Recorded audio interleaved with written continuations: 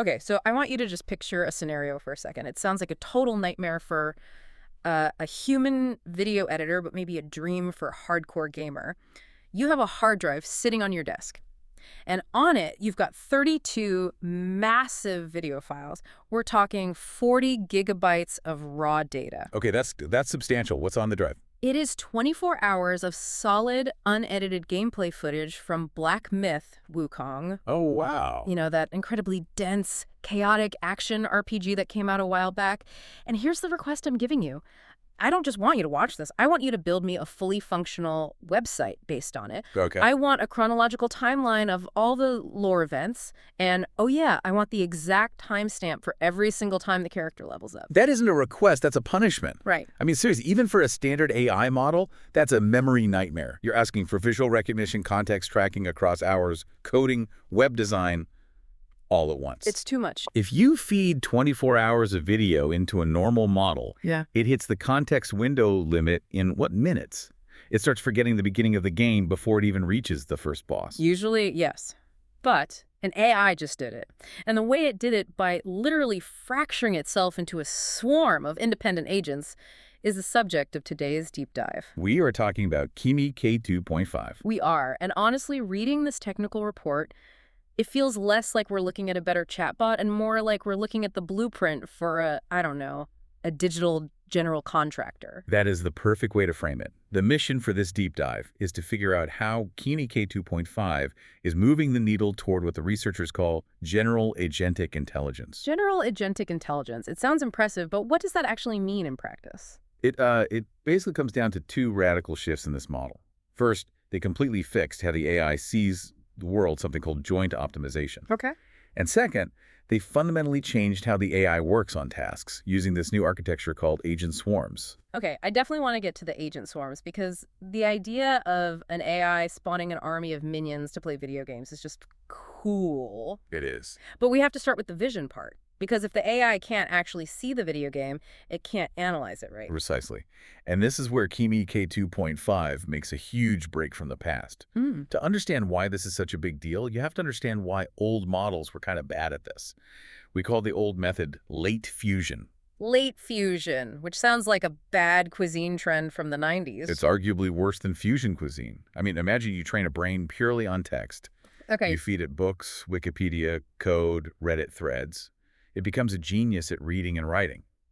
But it has never seen an image in its life. Right, it's a text brain. And then only after it's fully grown and trained, you try to, like, glue a pair of eyes onto it. You essentially say, okay, you know words, now look at this picture and describe it. So it's a text brain trying to interpret visual signals as a second language? Exactly. And that causes what they call modality conflict. The brain is already set in its ways. It treats the visual data as an add-on, an accessory. Right. What the Kimi team did with K2.5 is early fusion.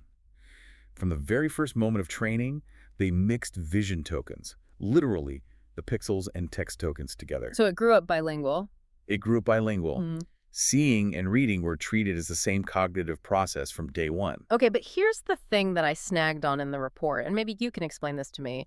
They found that for this to work best, they shouldn't flood the model with images. Right. They only used about 10% vision data versus 90% text. That seems low.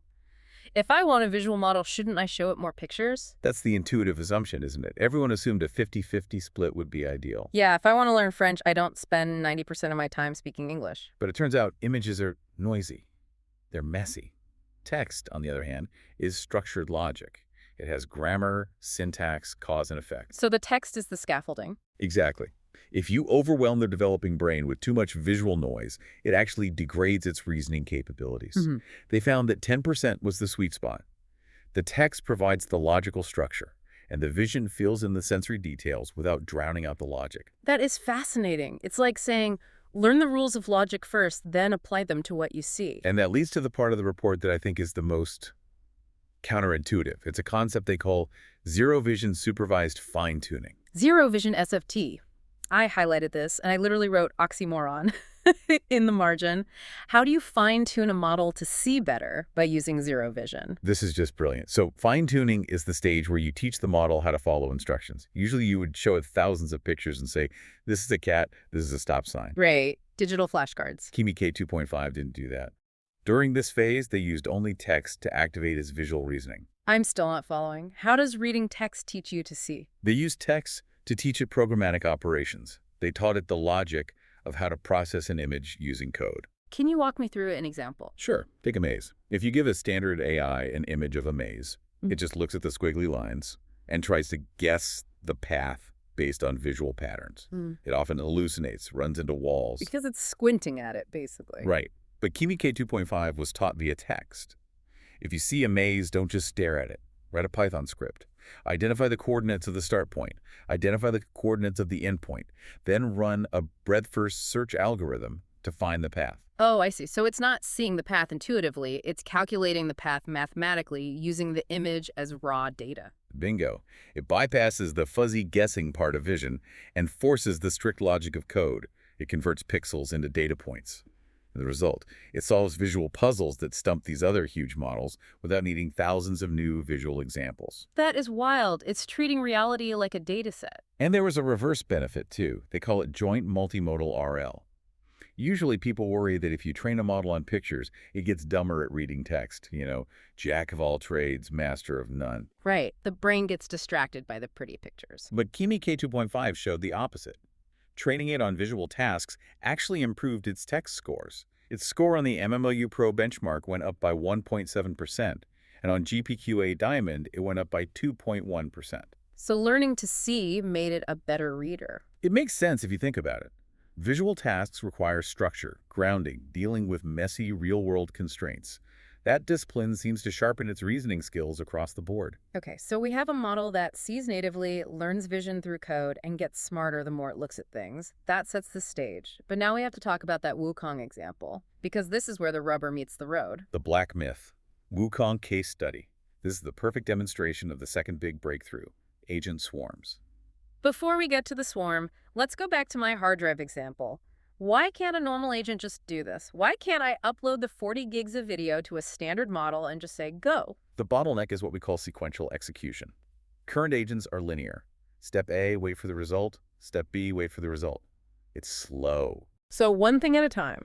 If you have 24 hours of video, a single agent has to watch hour 1, then hour 2, then hour 3. It takes, well, at least 24 hours plus all the processing time. It's like having one employee trying to watch the entire Lord of the Rings trilogy extended edition and take detailed notes.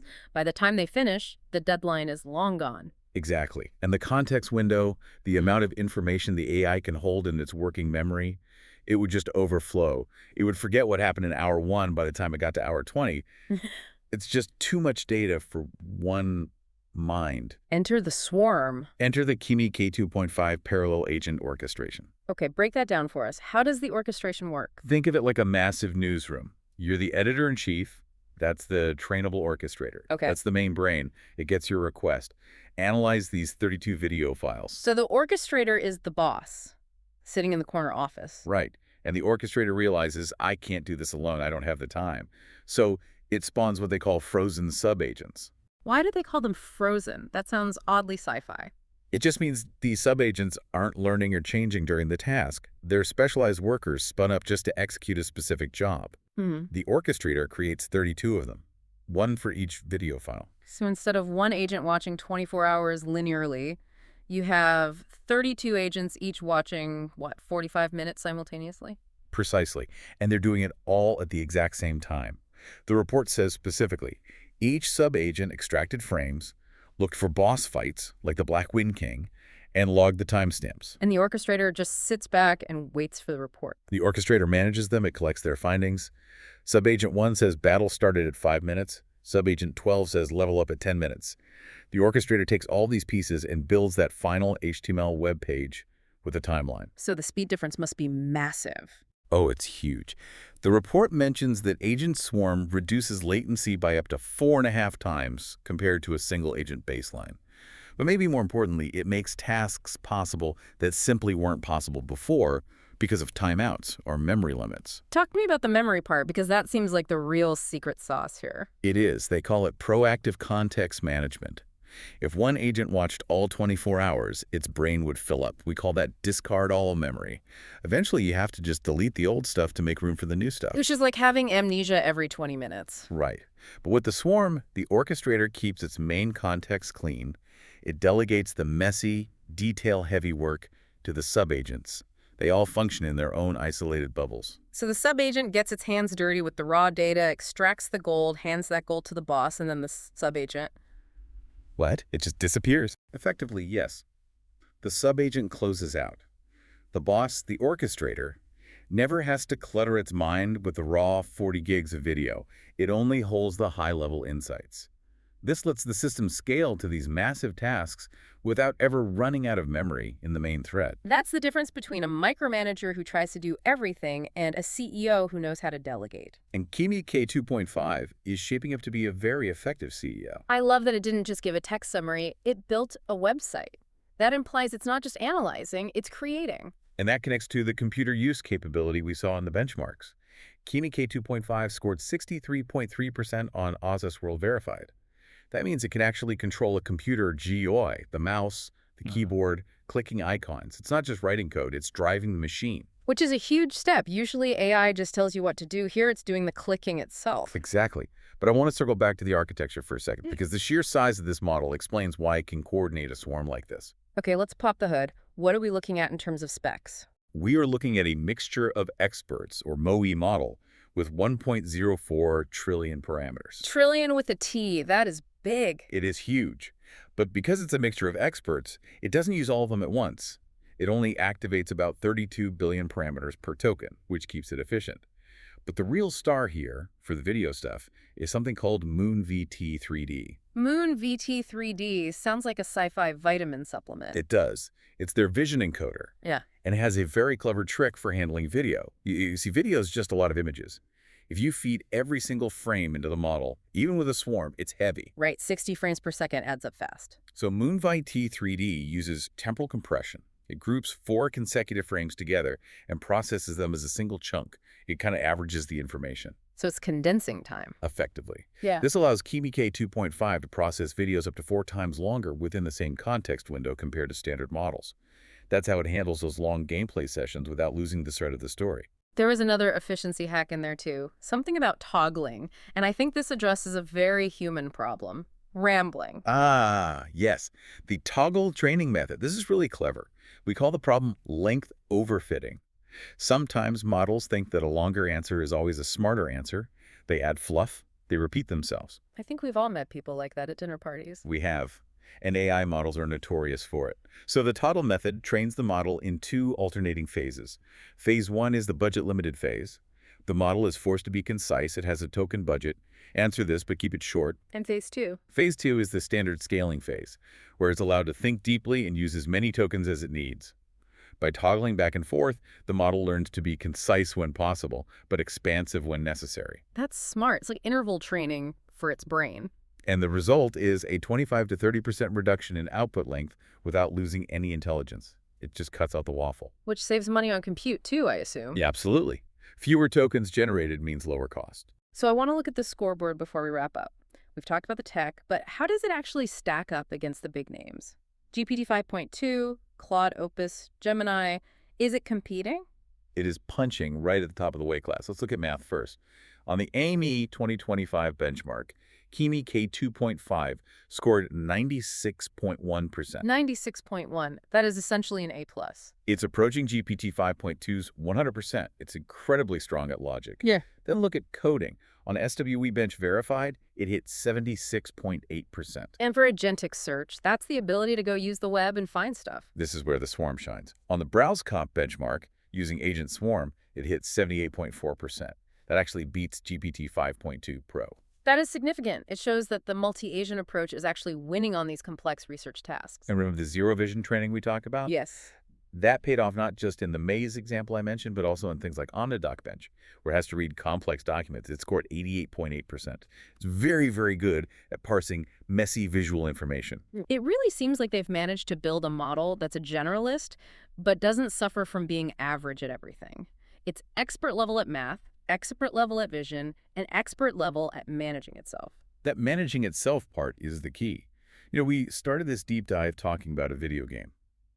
But if you zoom out, the implications of agent swarms are so much bigger than gaming timelines. Right. If it can coordinate 32 agents to analyze Wukong, it can coordinate 32 agents to analyze what? Cancer research papers? Exactly. Or legal discovery documents. Or supply chain logistics. Hmm. We are moving from chatbots, where you talk to one single entity, to AI organizations. AI organizations, that's a heavy concept. Think about it. When you have a task that's too big for one person, what do? You build a team. You hire specialists. You have a manager. Kimi K2.5 is basically automating the creation of that team structure. So what does this all mean for you, the listener? Why should you care about frozen subagents? It means that the bottleneck on what you can ask an AI to do is about to disappear. Yeah. You are no longer limited by what fits in a single prompt window or what one mind can process in a few seconds. You can ask for projects, not just answers. Yes.